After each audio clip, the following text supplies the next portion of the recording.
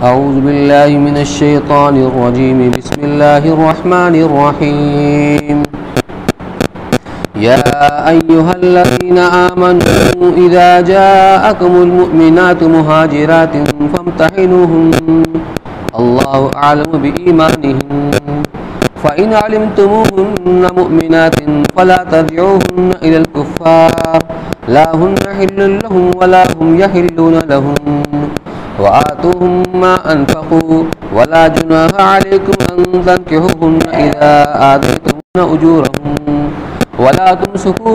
بالبيص والكوافر واسألوا ما أنفقتم وليسألوا ما أنفقوا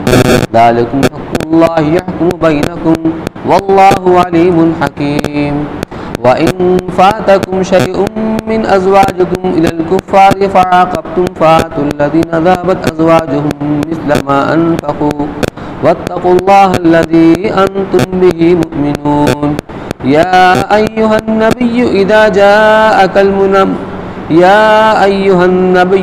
جاءك المؤمنات يبايعنك على أن لا يشركن بالله شيئا ولا يزنين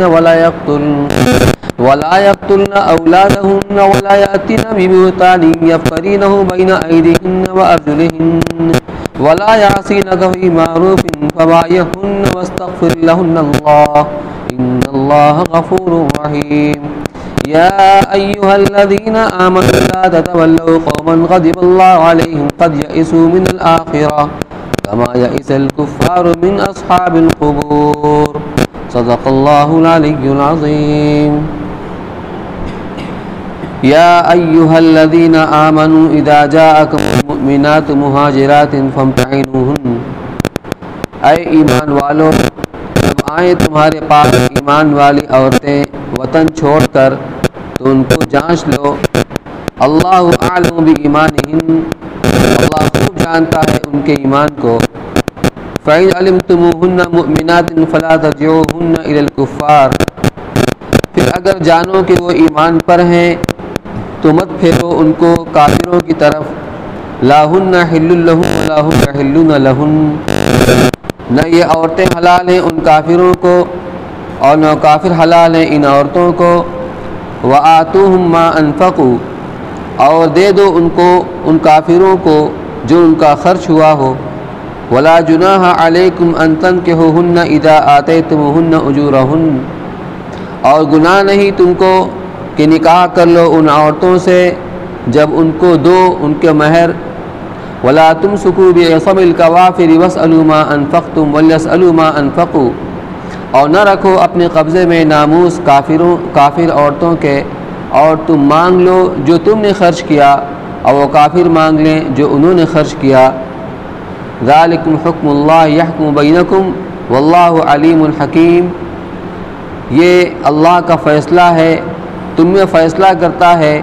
اور اللہ سب کچھ جاننے والا حکمت والا ہے. وَإِن فَاتَكُمْ شَيْءٌ مِّنْ أَزْوَاجِكُمْ إِلَى الْكُفَّارِ فَعَاقَبْتُمْ، اور اگر جاتی رہیں تمہارے ہاتھ سے کچھ عورتیں کافروں کی طرف پھر تم ہاتھ مارو. فَعَاقَبْتُمْ فَآتُوا الَّذِينَ ذَهَبَتْ أَزْوَاجُهُمْ مِثْلَ مَا أَنفَقُوا، پھر تم ہاتھ مارو تو دے دو ان کو جن کی عورتیں جاتی رہی ہیں جتنا انہوں نے خرچ کیا تھا. واتقوا اللہ الذی انتم بہ مؤمنون، اور ڈرتے رہو اللہ سے جس پر تم کو یقین ہے. یا ایھا النبی اذا جاءک المؤمنات یبایعنک علی ان لا یشرکن باللہ شیئا، اے نبی صلی اللہ علیہ وسلم جب آئیں تیرے پاس مسلمان عورتیں بیعت کرنے کو اس بات پر کہ شریک نہ ٹھہرائیں اللہ کا کسی کو. ولا یسرقن، اور نہ چوری کریں. ولا یزنین، اور نہ بدکاری کریں. ولا یقتلن اولادہن، اور نہ اپنی اولاد کو مار ڈالیں. ولا یأتین ببہتان یفترینہ بین ایدیہن وارجلہن، اور طوفان نہ لائیں باندھ کر اپنے ہاتھوں اور پاؤں میں. ولا یعصینک فی معروف، اور تیری نافرمانی نہ کریں کسی بھلے کام میں. فبایعہن واستغفر لہن اللہ، تو ان کو بیعت کر لے اور معافی مانگ ان کے واسطے اللہ سے. ان اللہ غفور الرحیم، بے شک اللہ بخشنے والا مہربان ہے. یا ایھا الذین آمنوا لا تتولوا قوما غضب اللہ علیہم قد یئسوا من الآخرہ، اے ایمان والو مت دوستی کرو ان لوگوں سے کہ غصہ ہوا ہے اللہ ان پر اور وہ آس توڑ چکے ہیں پچھلے گھر سے، کما یئس الکفار من اصحاب القبور، جیسے آس توڑی منکروں نے قبر والوں سے۔ یہ اس صورت کا آخری رکوع ہے۔ اس کا جو پس منظر ہے وہ یہ ہے کہ حضرت صلی اللہ علیہ وسلم نے ایک خواب دیکھا تھا۔ خواب یہ دیکھا تھا کہ آپ عمرہ کے لیے تشریف لے گئے ہیں اور آپ کے ساتھیوں میں کچھ حلق کرائے ہوئے ہیں، کچھ قصر کیے ہوئے ہیں، چونکہ احرام کھولنے کے بعد حلق کرایا جاتا ہے، اور اس میں ایک شکل یہ بھی ہے کہ آدمی قصر کرا لے، یعنی بالوں کو چھوٹا کرا لے۔ تو یہ آپ نے خواب دیکھا تھا۔ ادھر مکہ چھوٹے ہوئے ایک عرصہ گزر گیا تھا، تو جو خواب آپ نے صحابہ کرام کو سنایا تو ان کا شوق بھڑکنے لگا کہ اب تو ہم اللہ کے گھر جائیں گے، بیت اللہ کا طواف کریں گے، عمرہ کریں گے، لیکن خواب کے اندر اس کی تعین نہیں تھی کہ وہ آپ عمرہ کس سال میں کریں گے۔ تو جو عام صحابہ کو بھی یہ شوق ہوا تو اللہ کے رسول صلی اللہ علیہ وسلم نے 1500 صحابہ کرام کے ساتھ عمرہ کا ارادہ فرما لیا، اور عمرہ کے ارادے سے آپ تشریف لے چلے۔ جب مکہ کے انتہائی قریب پہنچ گئے تب مشرکین مکہ کو خبر اور اطلاع ہوئی۔ حجاج کرام جو وہاں پر جا چکے ہیں وہ جانتے ہیں کہ جب جدہ ایئرپورٹ سے مکہ مکرمہ کی طرف بس جاتی ہے تو راستے میں ایک جگہ چیک پوسٹ آتا ہے۔ اس چیک پوسٹ پر ایک علامت یہ بنی ہوئی ہے کہ سڑک کے اوپر ریل کا ماڈل ہے، گویا ریل پہ قرآن رکھا ہوا ہے، اور سڑک کی اس طرف سے لے کر اس طرف تک یہیں سے یہ حرم شریف کی حج شروع ہوتی ہے۔ حدود حرم اس طرف سے جانے والوں سے یہی تو شروع ہوتا ہے۔ وہیں حجاج کرام کا جو دخول و خروج کا ٹھپا لگتا ہے، ان کے پاسپورٹ کے اوپر زمزم پلایا جاتا ہے، ہدیہ بھی دیا جاتا ہے۔ تو وہیں پر ایک طرف غالباً دائیں طرف ایک بہت بڑا میدان ہے جس کو سومیشیہ کہا جاتا ہے، یہ اس زمانے کا حدیبیہ ہے۔ تو آپ جب مکہ کے انتہائی قریب پہنچ گئے جس کا نام حدیبیہ ہے اور آج کو شمیسیہ کہتے ہیں، تو وہاں مشرکین مکہ نے آپ کو روک دیا، وہیں آپ نے پڑاؤ کر دیا۔ اس کے بعد دونوں طرف سے بات چیت کا سلسلہ شروع ہوا۔ آپ نے یہ ان کو یقین دلایا کہ ہم لڑنے کے لیے نہیں آئے، ہمارا مقصد لڑائی جھگڑا نہیں بلکہ ہم تو عمرہ کرنے کے لیے آئے ہیں، لیکن مکہ والے بضد تھے کہ عمرہ کرنے نہیں دیں گے۔ کہاں تو وہ معاملہ تھا کہ کفار مکہ چھڑ کے جاتے تھے مدینہ، اور مسلمان چھڑ کے آئے، بالکل پانسا پلٹ گیا۔ تو یہ ان کو گوارا نہیں تھا کہ دنیا میں کیا میسج جائے گا عرب قبائل کے اندر، تو اس کے لیے تیار نہیں ہوئے تاکہ صلح کی گفتگو شروع ہوئی۔ اب صلح کے اندر جو شرائط تھیں، بظاہر مسلمان بہت دب کر صلح کر رہے تھے، جو صحابہ کرام کو اپنے ظاہر کے اعتبار سے بہت ناگوار بھی گزرا، لیکن اللہ کے رسول صلی اللہ علیہ وسلم باشارات ربانی آپ یہ محسوس کر رہے تھے کہ اگرچہ آج بظاہر ہم دب کر صلح کر رہے ہیں، لیکن اس صلح کے بطن سے جو فتح نصیب ہوگی، فتح مبین، یہ صلح اس کا پیش خیمہ ثابت ہوگی، اور آنے والے واقعات و حالات اس کو ثابت کیا، یہی فتح مبین تھی، کیونکہ 10 سال کے لیے آپ نے صلح کیا، تو اس درمیان میں مشرکین مکہ کی طرف سے اطمینان ہو گیا کہ اب ادھر جنگ نہیں ہوگی۔ اب آپ متوجہ ہوئے جس مقصد کے اللہ نے آپ کو بھیجا تھا کہ آپ نے دعوتی خطوط کو دنیا کے بڑے بڑے بادشاہوں کے پاس، قیصر و کسریٰ کے پاس، مقوقس کے پاس، اور مختلف جو ملک کے سربراہان تھے ان کے پاس آپ نے دعوت خطوط بھیجے، ایک اسلام کا تعارف ہوا، ایک آواز لگی، اور اسی امن کی وجہ سے ابو سفیان نے پھر تجارت کیا اور گئے وہاں روم کے اندر، اور وہاں قیصر روم نے ان کو طلب کیا۔ جب وہ حضور صلی اللہ علیہ وسلم کے جو خط لے کر گئے تھے، نامہ لے کر کے گئے تھے جو صحابی، تو اس نے یہ تحقیق کرنا چاہا کہ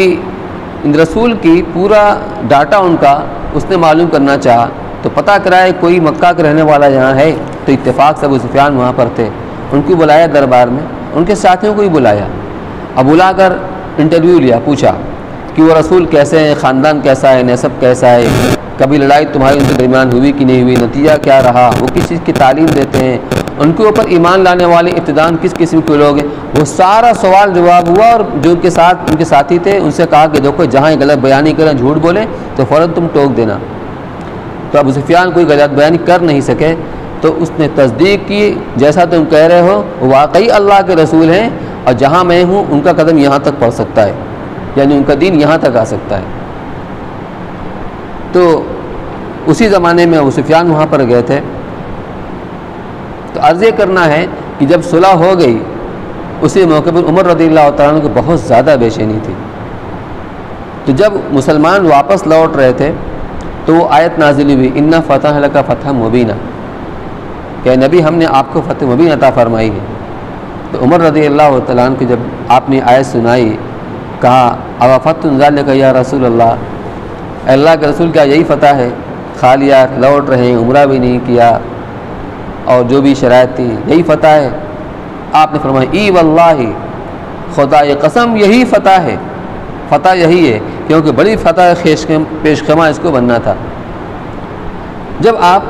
حدیبیہ ہی کے اندر تھے، ابھی وہاں سے باہر نہیں نکلے تھے، لیکن واپسی کا سفر غالباً شروع ہو چکا تھا، یہ آیتیں نازل ہوئی۔ تو جو شرائط تھی صلح کی، اس میں ایک یہ بھی تھا کہ جو مسلمان مدینہ سے مکہ آئے گا بھاگ کر کے، مکہ والے اسے واپس نہیں کریں گے، اور جو مکہ سے مدینہ جائے گا مدینہ والے اسے واپس کریں گے۔ یہ شرائط تو بہت دب کر گویا کہ دب کر صلح کرنا ہوا۔ اب یہ بات تو طے ہے کہ کوئی مدینہ سے مسلمان تو آئے گا نہیں بھاگ کر مکہ مکرمہ، لیکن مکہ سے کوئی مسلمان ہو کر لوگوں کے ظلم سے پنجے سے چھوٹ کر وہاں پہنچ تو سکتا ہے، اس کو واپس نہیں کیا جائے گا۔ اس میں مرد عورت کی کوئی قید نہیں تھی، تو اس کے عموم کے اندر مرد بھی آتی تھی، عورتیں بھی آتی تھیں۔ پھر ہوا یہ کہ ابو جندل رضی اللہ تعالیٰ صحابی، ابھی وہ لکھا ہی جا رہا تھا کہ وہ آئے، تو حضور صلی اللہ علیہ وسلم نے کہا ابھی تو معاہدہ مکمل بھی نہیں ہوا ہے، ایک آدمی مجھے مانگاہی دے دو۔ مشرکین اس کے اوپر راضی نہیں ہوئے، آپ نے ان کو سمجھا بجھا کر رخصت کیا، لیکن مسلمانوں کی نگاہ میں جو غصہ تھا ان کے دل و دماغ کے اندر، تو اس کو بیان نہیں کر سکتا۔ پھر جب آپ اس مقام پر پہنچے ہیں جہاں پہ آیت نازل ہوئی ہے، ایک خاتون مسلمان ہو کر پہنچی، حضرت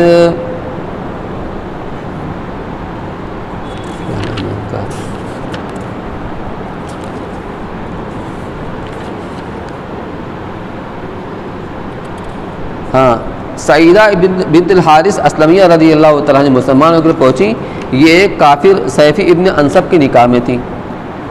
جب مسلمان ہو گئی تو ان کا کافر شوہر، ابھی تک مسلمان اور مشرکین کے درمیان میں، کافر کے درمیان میں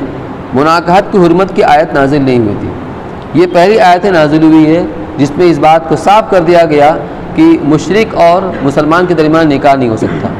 چاہے مشرک عورت ہو چاہے مشرک مرد ہو۔ اب جو مسلمان ہو کر آ گئیں، اب یہ آیت نازل ہوئی تو آیت کی روح سے اب ان کو واپس نہیں کیا جا سکتا،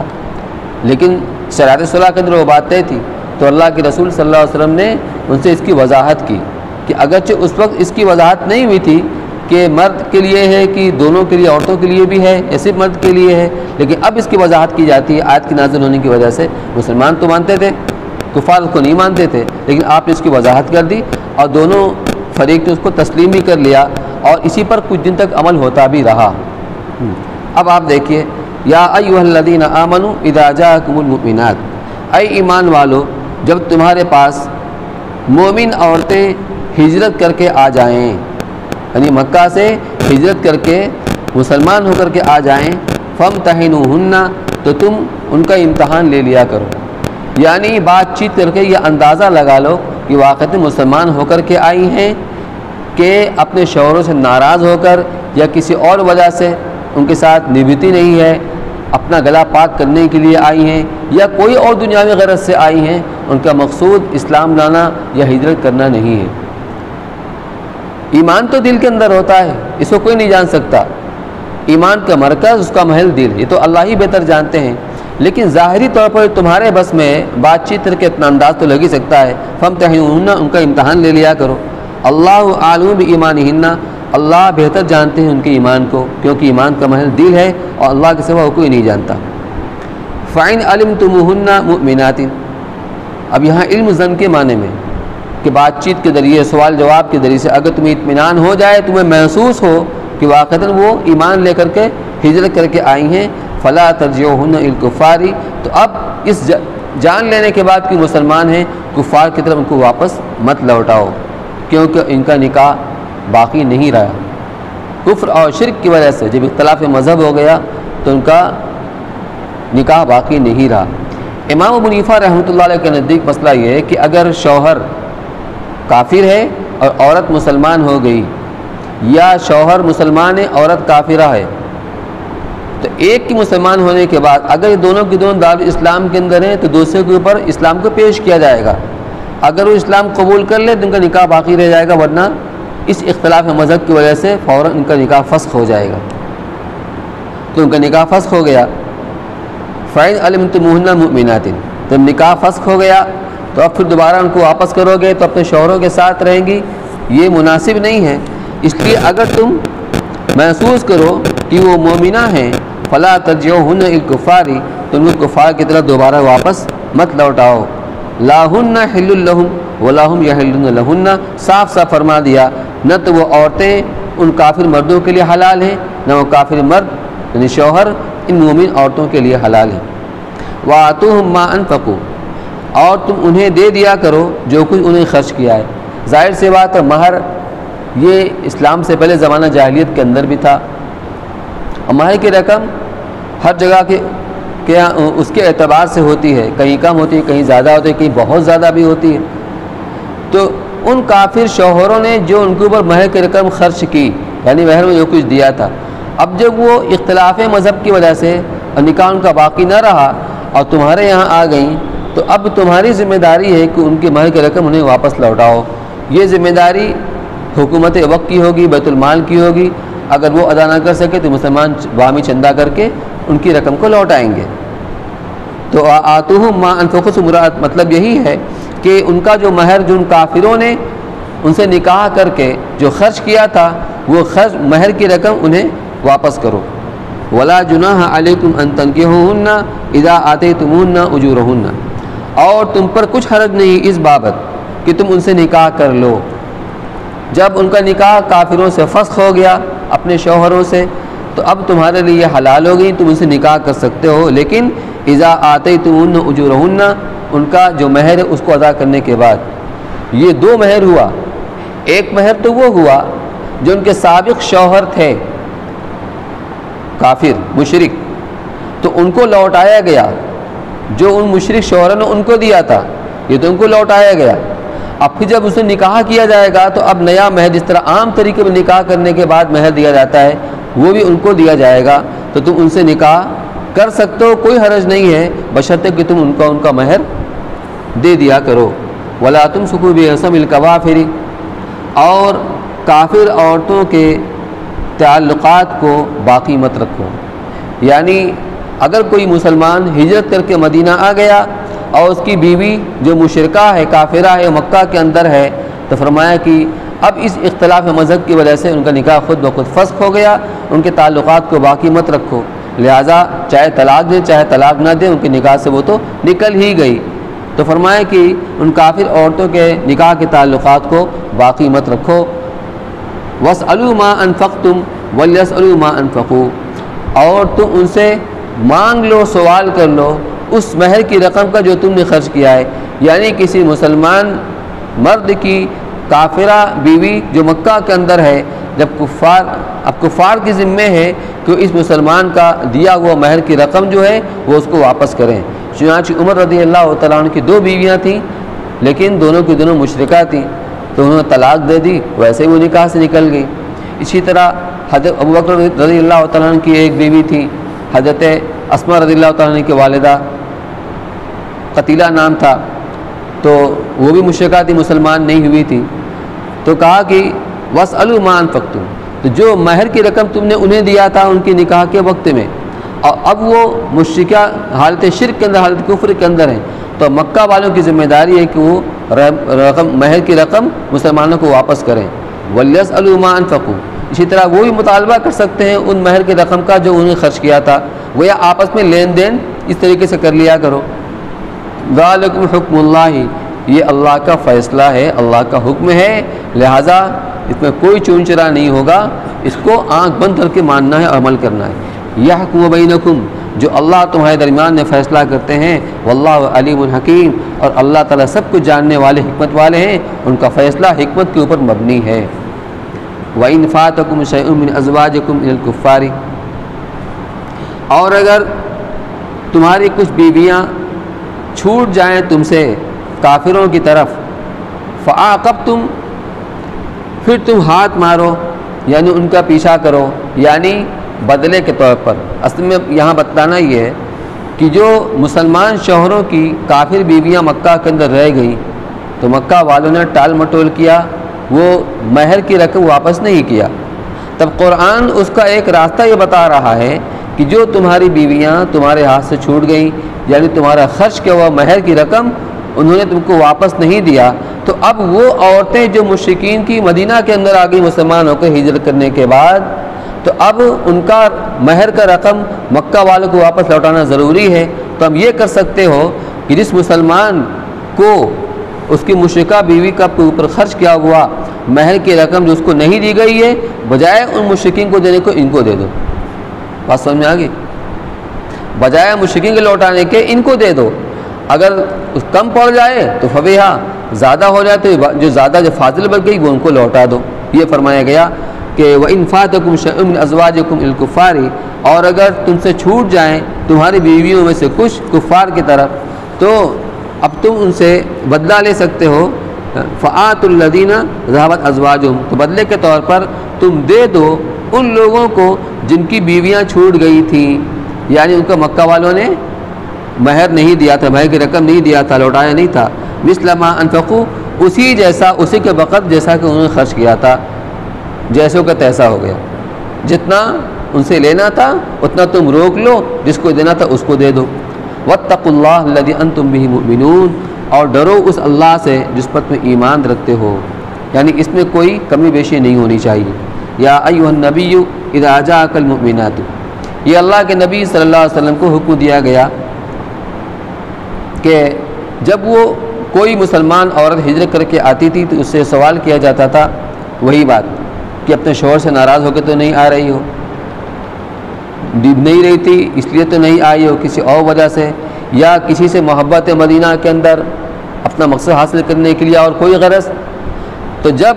بات بالکل صاف ہو جاتی کہ اس میں سے کوئی غرض نہیں ہے تو مدینہ میں اس کو روک لیا جاتا تھا۔ پھر جب یہ آیت نازل ہوئی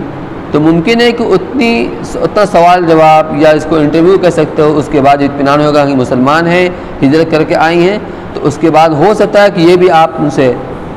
یعنی جو بیعت کے کلمات کہلوائے جاتے ہیں، آپ یہ کلمات کہلواتے رہے ہوں، اور آپ نے اسی طریقے سے انہی عورتوں سے نہیں جو ہجرت کر کے آئی تھی اور کسی کے زیر نکاح تھی، صرف ان سے آپ نے بیعت تھی، بلکہ بیعت ہونے والوں کے اندر مدینہ کے اندر رہنے والی مسلمان عورتیں بھی تھیں، لیکن آپ نے کسی بھی خاتون کو ہاتھ نہیں لگایا، بس زبانی بیعت آپ نے کی، بیعت کلمات کہلوائے۔ آج پوری دنیا کے اندر جو صوفیاء کرام اور اولیاء اعظام اپنے سلسلے میں لوگوں کو بیعت کرتے ہیں، یہ بیعت ایک قسم کا معاہدہ ہوتا ہے۔ ایک معاہدہ وہ ہے جو ہم نے سب نے کلمہ کے اندر اللہ سے کیا ہے، لا الہ الا اللہ محمد رسول اللہ، کا مطلب اے اللہ تیرے سوا کوئی معبود نہیں ہے، یعنی تو جو حکم دے گا اس پر عمل کریں گے، جسے تو روک دے گا اس سے ہم رکیں گے، اللہ سے عہد کیا ہوا ہے۔ ایک مزید عہد ہے، کسی کے ہاتھ سے بیعت کی جاتی ہے تو بیعت میں یہی کلمات کہلواتے ہیں کہ اللہ کے ساتھ کسی کو شریک نہیں کریں گے، کفر نہیں کریں گے، بدعت نہیں کریں گے، زنا نہیں کریں گے، چوری نہیں کریں گے، قتل نہیں کریں گے، وغیرہ وغیرہ، قریب قریب وہی سب کلمات یہاں پر جو اللہ کے رسول صلی اللہ علیہ وسلم فرمایا گیا، یا ایھا النبی، اے نبی صلی اللہ علیہ وسلم، اے پیغمبر، اذا جاءک المؤمنات، جب آپ کے پاس آ جائیں مومن عورتیں بیعت کرنے کے لیے، یبایعنک، کہ اس طور پر بیعت کریں، اس شرط پر، اللہ یشرکن باللہ شیئا، کہ اللہ کے ساتھ کسی کو شریک نہیں کریں گی، ولا یسرقن، چوری نہیں کریں گی، ولا یزنین، زنا نہیں کریں گی، ولا یقتلن اولادہن، اور اپنے بچوں کو قتل نہیں کریں گی، کیونکہ زمانہ جاہلیت میں دستور تھا بچیوں کو زندہ درگور کرنے کا، اس ڈر سے کہ ہمارے گھر میں کوئی داماد آئے یا ہم کو کھانا کھلانا پڑے گا، جو بھی وجہ رہی ہو، تو ایک حرام کام کے مرتکب ہوتے تھے، تو ان سے یہ شرط لی جائے گی لا یقتلن اولادہن، اپنے بچوں کو قتل نہیں کریں گی، ولا یاتین ببہتان یفترین بین ایدیہن وارجلہن، اور کوئی ایسا بہتان نہیں تراشیں گی جس کو گڑیں گی اپنے ہاتھوں اور پیروں کے درمیان میں۔ گویا اس سے اشارہ اس طرف ہے کہ کسی کے بچوں کو لے لیا اور اپنے شوہر کی طرف منسوب کر دیا، یہ میرے شوہر کا بچہ ہے، یا یہ کہ کسی سے زنا کرایا اور جو حمل ٹھہرا اور بچہ پیدا ہوا اس کو شوہر کی طرف منسوب کر دیا، تو کوئی جائے نہ جانے لیکن ان کے ہاتھ پر تو جانتے ہیں قیامت کے دن گواہی دیں گے۔ یہاں مراد یہ ہے کہ اور کوئی ایسا بہتان نہیں تراشیں گی، بہتان نہیں لائیں گی جس کو تراشیں گی اپنے ہاتھوں پیروں کے درمیان میں، ولا یعصینک فی معروف، اور کوئی بھی مشروع کام کے اندر شریعت نے جس کو مقرر کیا ہوا ہے کرنے والا کام، اس میں آپ کی نافرمانی نہیں کریں گی، یعنی پوری اطاعت کریں گی، فبایعہن، لہذا آپ ان عورتوں کو بیعت کر لیجئے، واستغفر لہن اللہ، اور ان کے لیے اللہ سے استغفار کیجئے، معافی مانگیے، ان اللہ غفور الرحیم، بلا شبہ اللہ تعالیٰ بہت معاف کرنے والے ہیں، رحم کرنے والے ہیں۔ یا ایھا الذین آمنوا لا تتولوا قوما غضب اللہ علیہم قد یئسوا من الآخرہ۔ اب یہاں پر بطور تکمیل کے اور اختتام پر پھر یہ حکم آیا کہ اے ایمان والو، تم ان لوگوں سے دوستی مت کرو جن پر اللہ غضب ہوا۔ شروع آیت کے اندر اور درمیان کے اندر بھی مسلمانوں کو منع کیا گیا تھا کفار سے دوستی کرنے کا، خاص طور سے دلی دوستی، کہ ان کو اپنا ہمراز بنائیں، اس سے منع کر دیا گیا تھا۔ اب یہاں پر خاص طور سے خطاب ان لوگوں کے جن پر اللہ غضب ہوا، اور اس سے مراد یہود کی جماعت ہے، اور یہود مدینہ میں سب سے زیادہ تھے اہل کتاب کے اندر، تو جن پر اللہ غضب نازل ہوا تم اسے دوستی مت کرو، قد یئسوا من الآخرہ، یہ لوگ اپنی آخرت سے مایوس ہو چکے ہیں، کما یئس الکفار من اصحاب القبور، جیسا یہ کفار جیسا کہ قبر والوں سے کفار مایوس ہو چکے ہیں۔ کیا مطلب یہ ہے کہ یہود آپ کا انکار کرتے تھے، آپ کو نبی نہیں مانتے تھے، لیکن دل سے جانتے تھے کہ آپ اللہ کے سچے نبی ہیں، آپ کا دین سچا دین ہے، قرآن آخری کتاب ہے، سچی کتاب ہے، دل سے اس کو جانتے تھے، لیکن اقرار نہیں کرتے تھے۔ اس کا انجام بھی جانتے تھے کہ ہمارا انجام کیا ہوگا مرنے کے بعد، تو دنیا میں مغضوب علیہم ہوئے، اللہ کے غضب کے شکار ہوئے، اور یہ بھی جانتے تھے کہ ہمارا انجام کیا ہوگا آخرت میں، وہاں بھی عذاب کا شکار ہوں گے۔ جس طرح کفار قبر میں جانے کے بعد جب عذاب کی جھلک آتی ہے، آخرت میں جو عذاب ہوگا اور قبر میں عذاب ہونے والا کوئی موازنہ نہیں اس سے، لیکن اتنا تو یقین ہو ہی جائے گا ہمارا انجام کیا ہونے والا ہے۔ جب قبر کے اندر عذاب کا سامنا کریں گے تو مایوس ہو جائیں گے کہ ہماری کوئی شکل نہیں بچنے کی۔ اسی طرح یہ بھی مایوس ہو چکے ہیں، لہٰذا تم ان سے دوستی مت کرو۔ یہاں پر سورت کو مکمل کر لیا گیا، اور آگے دوسری سورت انشاءاللہ آئے گی، وہ ہے سورہ صف۔ دعا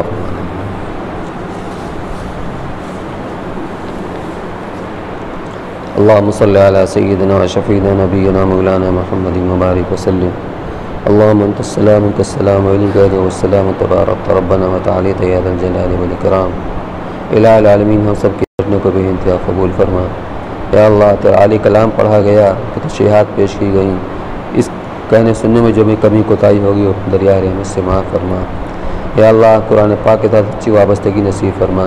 اس قرآن کو ہمارے واسطے سے فرضی بنا دے، شکایت کرنے والے نہ بنا۔ اے اللہ قرآن کی زیادہ سے زیادہ تلاوت کرنے کی، اے اللہ اس کے علوم کو سیکھنے کی، اس کے معنی میں غور و فکر کرنے کی، اور اللہ اس کے احکام پر عمل کرنے کی اپنے طرف سے فضل توفیق نصیب فرما۔ یا اللہ گناہوں سے بچنا، نیکیوں پر قائم رہنا تیری توفیق کے بغیر نہیں ہو سکتا، اپنی بھرپور مدد شامل حال فرما۔ اے اللہ امت کے حال پر رحم فرما، امت کی زندگی میں 100% دین کو زندہ فرما۔ اے اللہ اس ملک کے اندر امن و امان قائم فرما۔ اے اللہ ظلم کو ختم فرما دے، عدل انصاف کے زندہ فرما دے۔ اے اللہ تیرے واسطے کچھ مشکل نہیں ہے، اے اللہ اپنے کرم کا رحم کا فضل کا عافیت کا معاملہ فرما۔ اے اللہ پوری دنیا میں امت کے حال پر رحم فرما، امت کے جان و مال کی عزت و آبرو کی حفاظت فرما۔ اے اللہ دینی مدارس، دینی مکاتب، دینی مراکز کی حفاظت فرما، بیماروں کو شفا کامل اور عاجلہ مستمرہ نصیب فرما، پریشان حالی کو پریشانی کو دور فرما۔ اللہ حلال روزی نصیب فرما، حرام سے مشتبہ سے ہماری پوری امت کی حفاظت فرما۔ اے اللہ حاضرین کے دلوں کے اندر جائز مرادیں ہیں، جائز تمنائیں ہیں، اور ہم سے جن لوگوں نے دعا کی درخواست کی، ہر ایک کی جائز مرادوں کو اپنے کرم سے پوری فرما۔ دنیا اور آخرت کی تمام ضرورتوں کو عافیت کے ساتھ پوری فرما۔ دنیا اور آخرت کی ذلت و رسوائی سے حفاظت فرما۔ قدم قدم اپنی بھرپور مدد شامل حال فرما۔ ہم سب کا اپنے اپنے اوقات پر ایمان و خاتمہ مقدر فرما۔ ربنا تقبل منا انک انت السمیع العلیم وتب علینا انک انت التواب الرحیم، وصلی اللہ تعالی علی خیر خلقہ سیدنا محمد وعلی آلہ وصحبہ اجمعین برحمتک یا